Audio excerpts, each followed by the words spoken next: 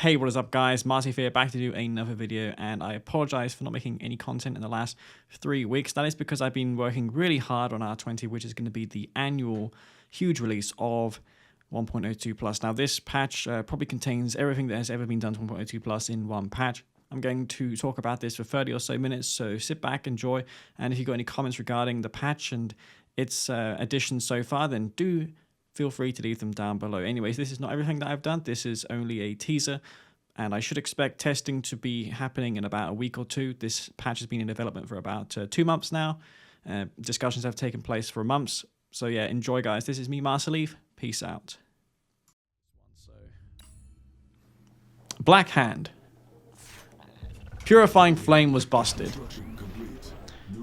There was a bug where the reload time of the Purifying Flame tank was 0.1 seconds. With every other flame unit, including the flame tank without Purifying Flame, that was 0.5 seconds. So it did significantly more damage as a result of that. I obviously changed it to what it was supposed to be, which is 0.5. Not only that, but I've adjusted the flame tank's DPS. It is now 50% weaker than it was. Its DPS has been reduced from 300 to 216. So that's a significant decrease. And you're probably wondering, Lee, how is that fair for Blackhound? How are they going to make up for the lack of Purifying flame tanks being so OP and so powerful? Well, the answer still remains with Purifying Flame. Firstly, I want to demonstrate how quickly these fall to the Purifying Flame. So I'm going to upgrade Purifying Flame. I got the upgrade, and by the way, these now have normal map. They use normal maps, these flame tanks, so you can kind of see like a sort of like a 3D effect there. Just a bit more depth on those flame tanks. I do like to apply visual enhancements wherever I can. Anyways, this is the spike with blue flame. You can see that it's stopping and shooting like it should, like every flame unit does.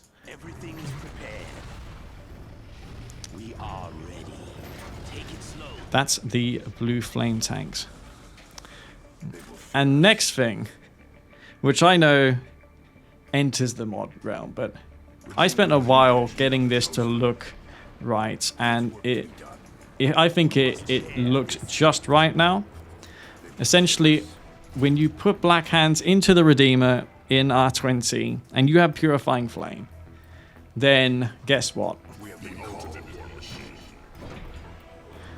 You get the Purifying Flame on your Redeemer. And you can see that flame tank on there with that Purifying Flame. And the damage increase with Purifying Flame on your Redeemer is 30%. So this is going to make up for the flame tanks being substantially weaker. Of course, it's much harder to get a blue flame Redeemer into your opponent's base than it is a flame tank. These are very cheap and expendable. They can really get lost on the map, whereas a Redeemer, you know it's coming. It's big, heavy, and expensive. It's not really the same as a flame tank is. But to maintain the $3,000 value of the Purifying Flame, the Redeemer now has the Purifying Flame. And I'm going to demonstrate the damage difference between a regular Redeemer. Never mind, they've both got Purifying Flame because I just upgraded it. Well done, Leaf. But there it is. There's the Purifying Flame on the Redeemer.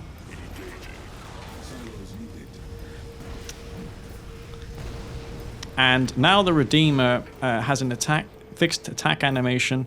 It doesn't look stupid, because it used to restart its attack animation all the time. This was particularly bad with flame units inside of the Redeemer. So you're going to see how consistent the laser attack animation is now. So you can see it's not bugging, it's just attacking as it should. That flame upgrade, very powerful though. So there's that. that is what Black Hand gets. Furthermore, the quad turrets upgrade cost has been reduced to $1,000 because simply no one builds it. So there's the shredder turret. You upgrade quad turrets. Upgrade goes on your shredder turret. Those are the quad turret shredders. Another thing that I want to showcase now is the Tiberium spikes. But before that, I want to show the Eradicator Hexapod has that fixed exploit where if your opponent tries to teleport an EMP'd Eradicator, it will no longer work. It doesn't desync the game any longer because I fixed the desync. This has been fixed for now half a year state, so you're a bit out of date. But the desync of quad turrets has been fixed. The desync was caused by the game trying to upgrade a weapon that previously did not exist. The game developers didn't define the original weapon. So all I had to do there was just make the original weapon and it just no longer desynced. Anyway, I'm going to try and lame this hex. So I'm going to EMP this.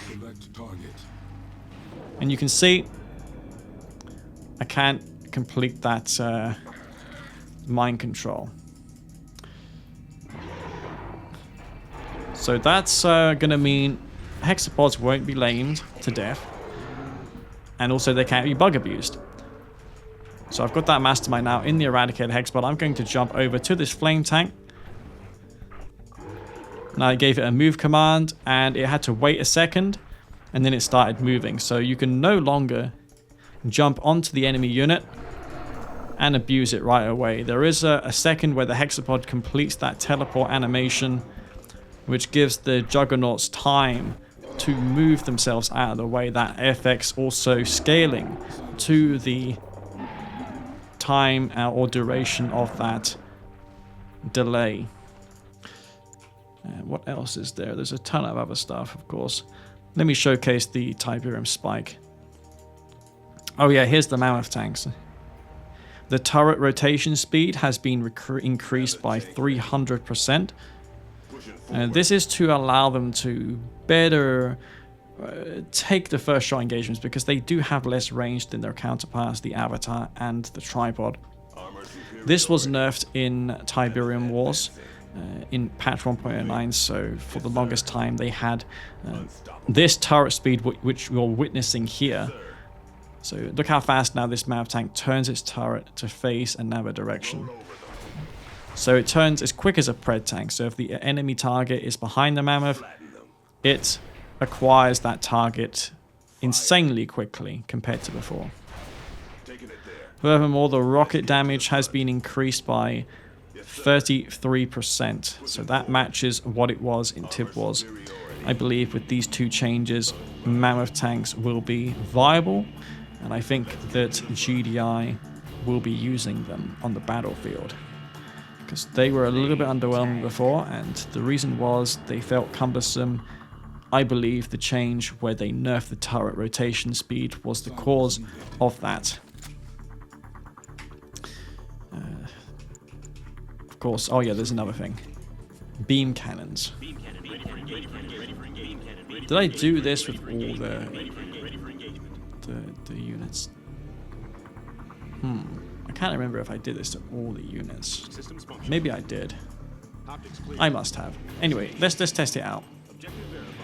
So these beam cannons should always combine now. The bug is fixed where it always combines, so now they won't be bugging out because they have random pre-fire attacks between two intervals.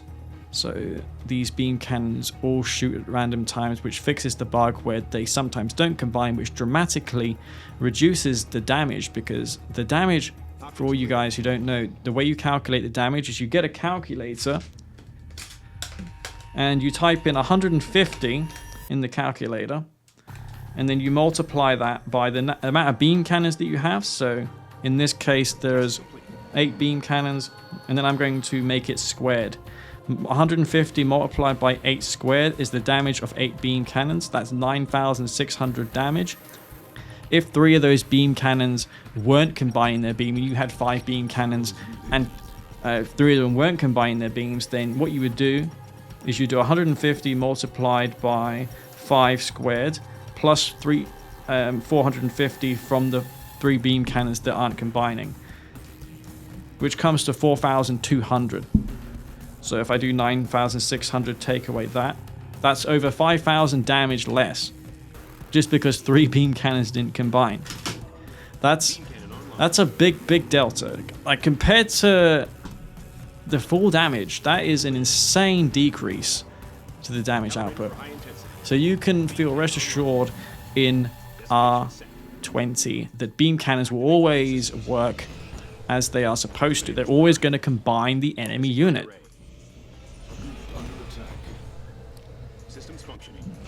And that's just a great change. It's a bug fix.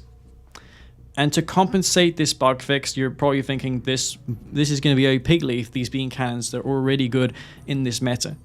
Well, I did account for that, and I did apply some mathematical equations.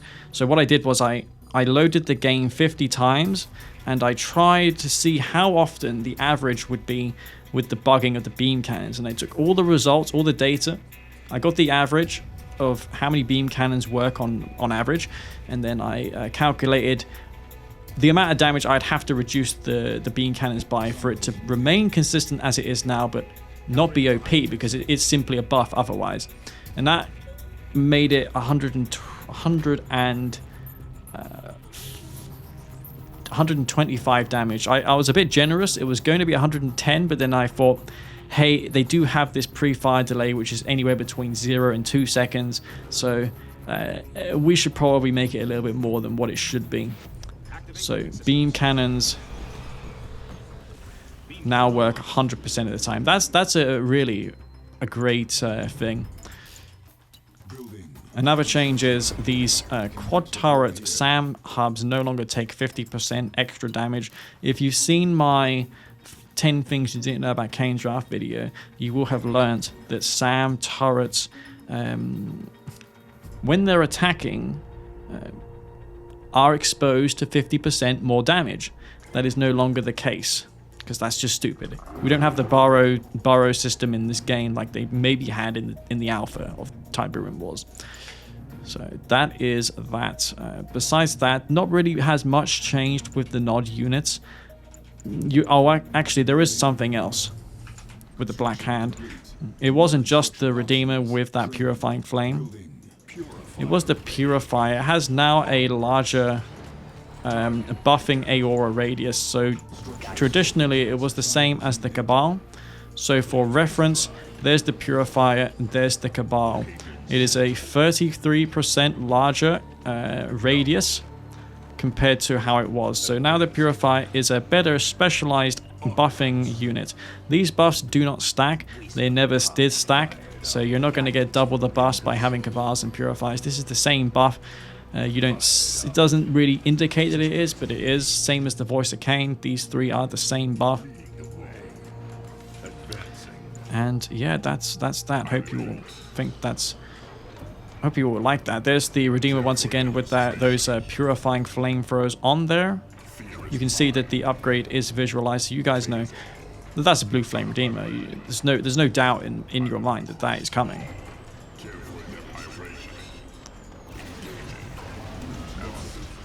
And as a result, Blue Flame tanks are weaker.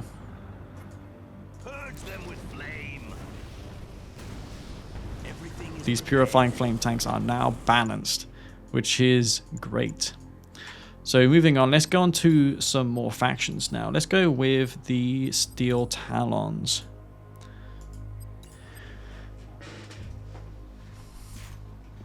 Building. Construction complete. New construction options. But before then, I want to showcase something else.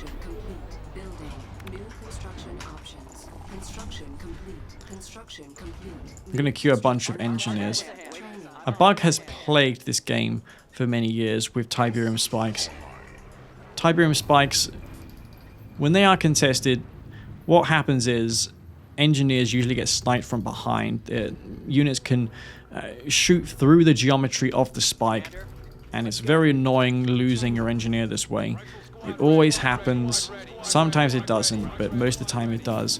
It never got fixed. CEGF claimed that he had fixed it, but it was never true. Anyway, I took some time to investigate the cause and found, in fact, it was the geometry of the spike. No one else really had figured it out, but I took some time to investigate why it was happening, and I came to the conclusion that the geometry of the spike was smaller. Was smaller than the geometry of the mesh itself. So what I did was I matched the mesh with the geometry of the game to be the same size, and now you cannot shoot through the spike. So I'm going to showcase this now. So this engineer is going to attempt to capture this spike from behind. And for good measure, I got 4 rifles here. In 1.02, shooting this engineer would almost certainly die. So let's try it here.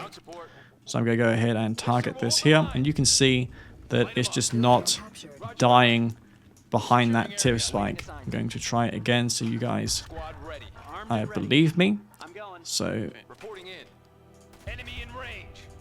simply not happening. And I can try it on all of the tip spikes. So again, simply can't kill it. Of course, they will start to shoot once they're in range of the engineer from behind.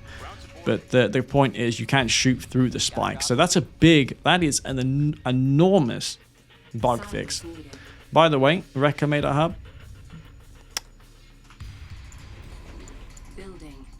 Let's build one. See the Marv right here? Can't build it anymore because it now requires a tier 3. You need a tech sender to build a Marv.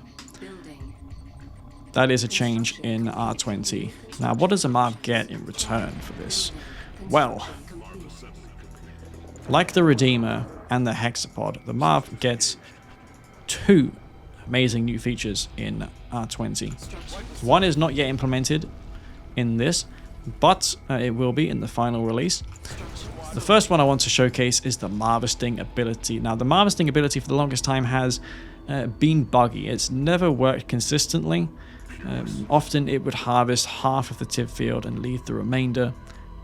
Now you can feel rest assured that the Marv will harvest the tip field. So I'm going to waypoint around this tip field, and you're going to see that this Marv will not leave a single crystal.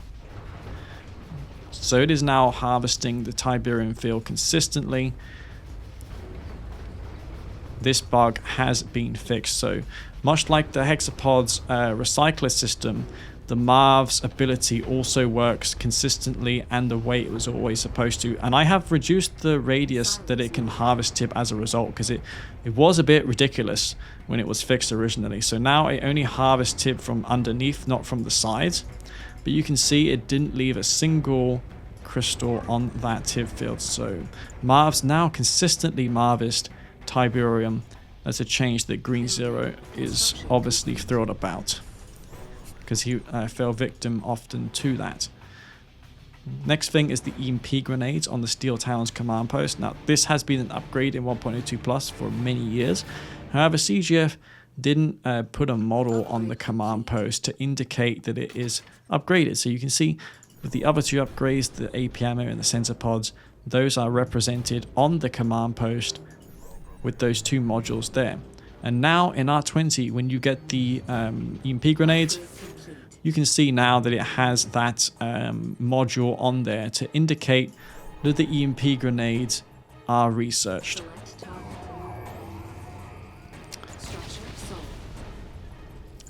That's that. Next thing is the combat support airfield. When you build it, you'll see that it has that radar dish that animates around. As you can see, it is rotating. And also, in R20, they give you rifleman squads when you sell them. So if you have a tier 2, it's actually cheaper to sell these for scouting units if you choose. But it's a little bit trickier getting over to the F6 key. So if you can consistently hit F6 on your keyboard, then there is some reward in that if you have the tier 2. Plus, you're not always going to have the space to put a combat support airfield. So that is one other way to encourage players to build a combat support airfield, because there's no loss in doing so. Next thing up is the Titans. So let's go with some Titans here. Now, railguns for GDI cost $4,000. Takes a minute 30 for GDI to upgrade railguns. But in R20 for Steel Talons, I heard a lot of feedback. People saying we should reduce the cost of Wolverines, reduce the cost of Titans by $100. I was considering that. That was originally on the change list. But then I thought, this faction specializes in railguns. Why does it not have cheaper railguns? And it can upgrade at the same time as a GDI one. But if it costs $1,000 less, like it does here, as you can see, it's $3,000 for Steel Talons, then that's an incentive for Steel Talons to be picked, because this is a faction all about the railguns. And I want to stress that this 1 minute 30 is the same exact upgrade time as the GDI railgun. So even though the GDI railguns is $4,000, its upgrade duration is actually the same as here. So the Steel Talons get cheaper railguns. If you want to play with railguns, then Steel Talons is the faction to do it. This is the faction all about armor, and that's what they get now. So they get $3,000 railguns. So let's upgrade that. Railguns purchased. Next thing, the railgun accelerators prior to R20 dealt massive damage to Titans. In fact, in 1.02, this support power dealt the same damage to every unit, irrespective of its health.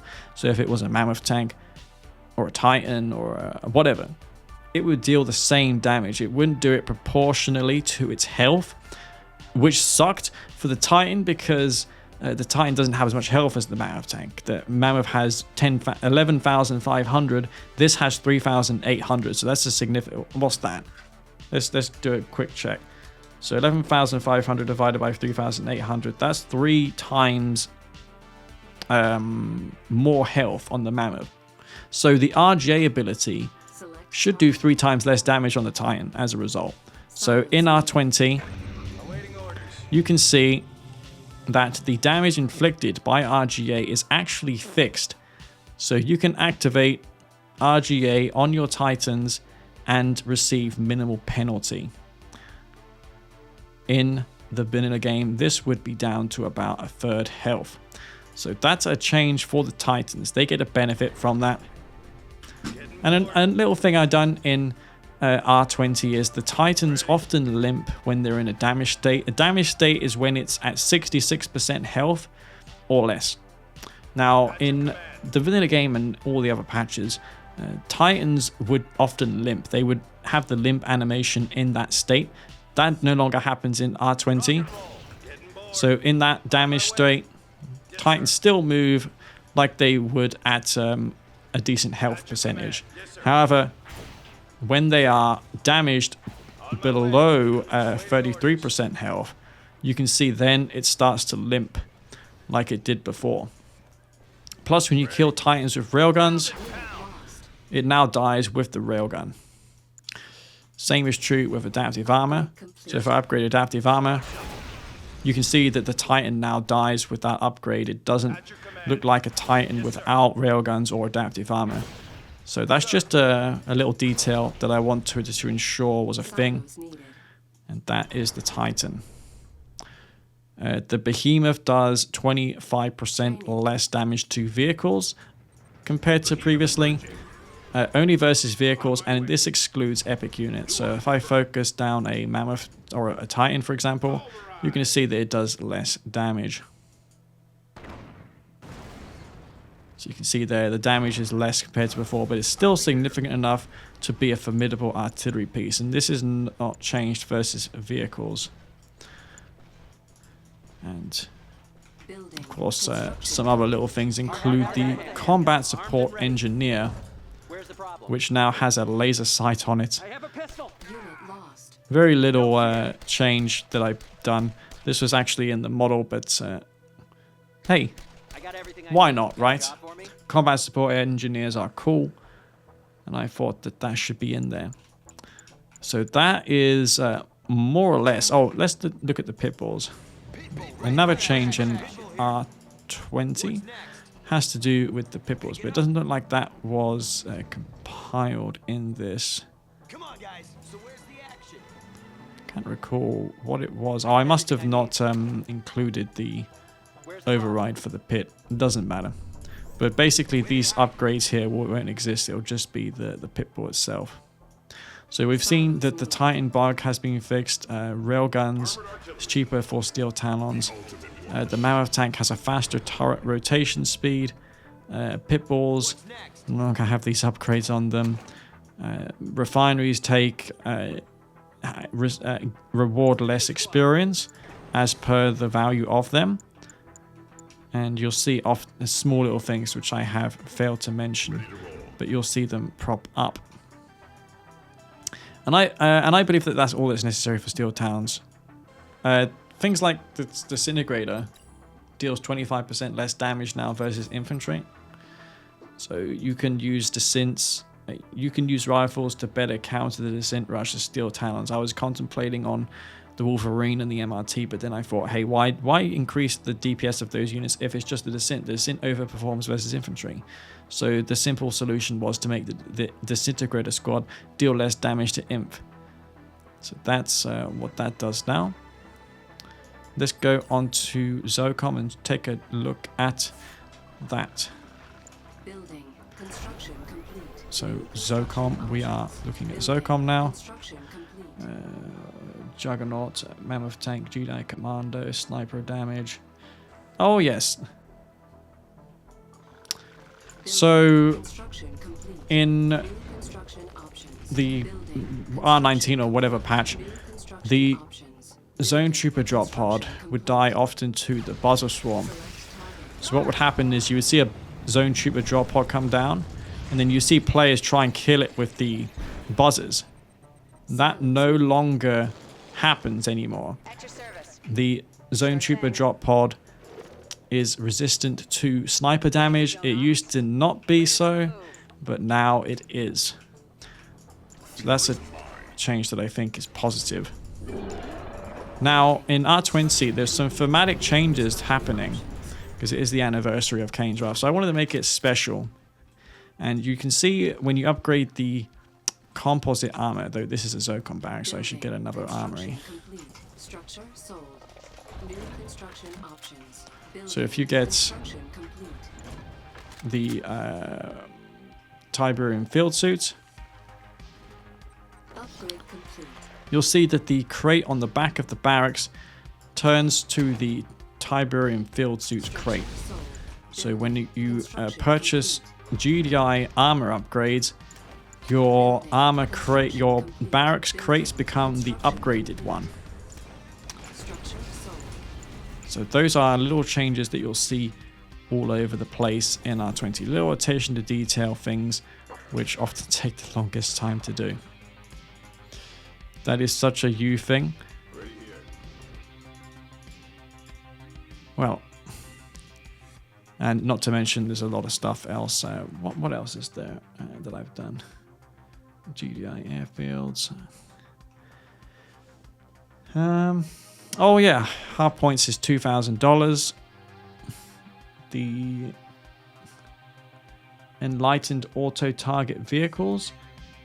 The Hammerheads now target aircraft. Okay, so let me show you what that means.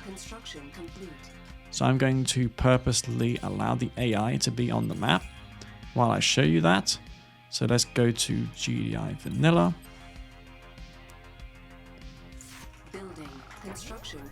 Oh, I forgot to assign the AI to the player to the AI. So I go here and put easy AI. Okay, there we go.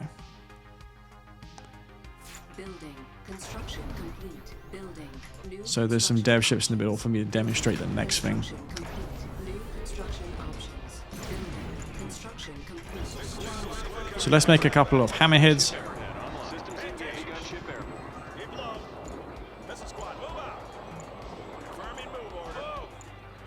Before, if you wanted to target enemy aircraft with hammerheads, you'd have to select another unit capable of shooting aircraft to get that attack cursor over the enemy aircraft. However, in R20, that is no longer required. All you need to do, guys, is just select your hammerheads and right-click your enemy aircraft. So you don't need to have another air unit in your selection for this. I can target aircraft with just the hammerheads.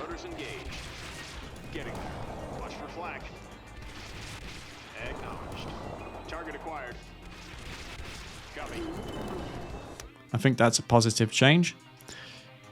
That was there, and a lot of these things I can't visualize because they'd only be seen whilst playing. However, if I take another look at this,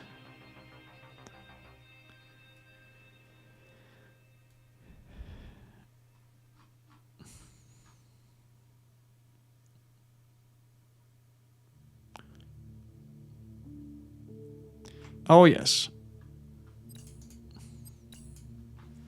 I remade the mine drop logo decal for GDI because it showed the nod one previously.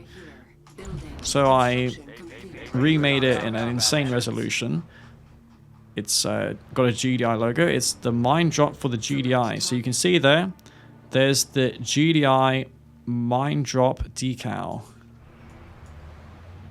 Ready when you are. Select target. Commander? Select target. So that is now what the decal looks like for GDI mine drops. It's no longer got that emblem on it. Training. But it's very crisp. Vector. Significantly high resolution than the ones in the vanilla game. But if you guys have used a 4K mod, you will have known that this is commonplace for that. So that's the new decal for the APC. And of course I will be demonstrating all this in a video. Zone raiders do more damage to aircraft. Hard points is cheaper. The synths do less damage. The Purifying Flame is nerfed. That was a hot requested feature. I'm happy to say that that has been nerfed. Hammerheads, of course. Phase field duration has been reduced. Temporal wormhole cost has been increased to $1,500. Oh yes, this is another big change. I'm going to demonstrate this between two patches.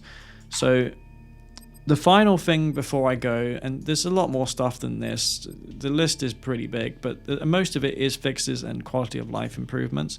But I want to showcase a difference here. So if I go on a map like this, which is R19, I'll play GDI to show you the what is going on. So my barracks, when I train infantry, I got their codes. Commander? the Got it. time it takes for my engineer to move to the spawn location where I can then micro it is significant. In fact, it is more for the GDI barracks than the Hand of Nod. In fact, all three of the sub-factions have different spawn coordinates for no reason at all.